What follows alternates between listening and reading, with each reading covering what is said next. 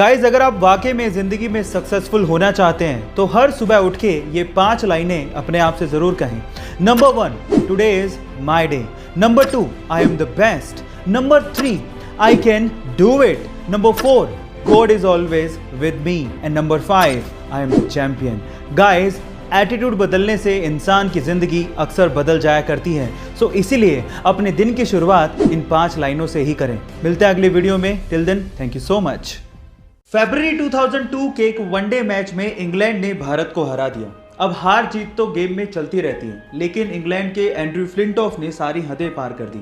उसने अपनी T shirt उतारी और नंगे बदन पूरे वानखेड़े स्टेडियम का चक्कर लगाते हुए इंडिया टीम का मजाक उड़ाया। अब ऐसी हरकत की है तो बदला तो लेना बनता है। बदले का मौका आया 4 महीने बाद ही, जब लॉर्ड्स के मैदान पे इंडिया और इंग्लैंड का फाइनल मैच चल रहा था और उसे इंडिया ने ना सिर्फ जीता, ट्रॉफी अपने नाम की, और उसी वक्त सौरव गांगुली ने इसका बदला भी लिया। उसने भी टी शर्ट उतारी और ईंट का जवाब पत्थर से दिया। आपको ये इंसिडेंट सुन के कैसा लगा, चैट सेक्शन में लिखना मत भूलिएगा। मोटापा बीमारियों का घर होता है और उसकी वजह से हमें बहुत सारी प्रॉब्लम्स का सामना भी करना पड़ता है।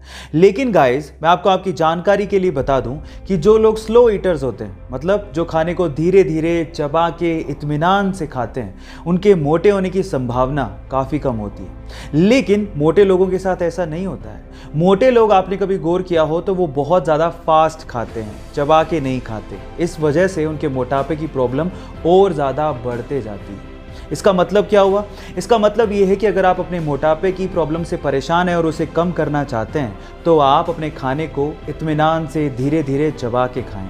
आपने कहावत तो सुनी होगी, 32 बार चबा के खाना, जिससे आपका जो खाना होता है वो अच्छे से क्रश हो जाता है।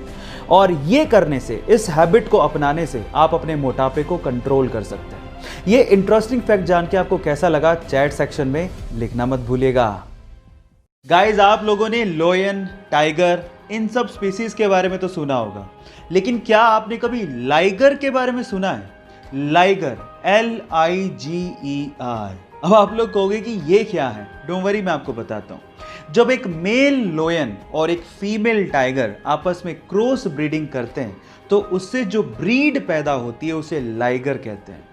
शेर की दहाड़ और चीते की चाल जब आपस में मिक्स होगी तो आप लोग अंदाजा लगा सकते हो कि वो ब्रीड कैसी होगी।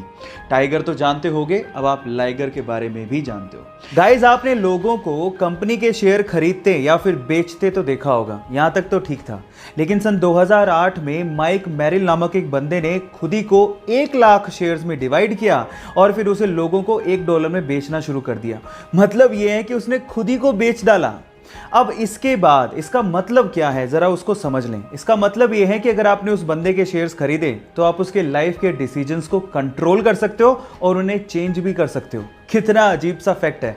मतलब यह है कि आप जो उसे कहोगे वो वही करेगा।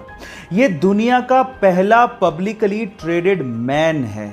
यह इंटरेस्टिंग फैक्ट जान के आपको कैसा लगा, चैट सेक्शन में लिखना मत भूलिएगा।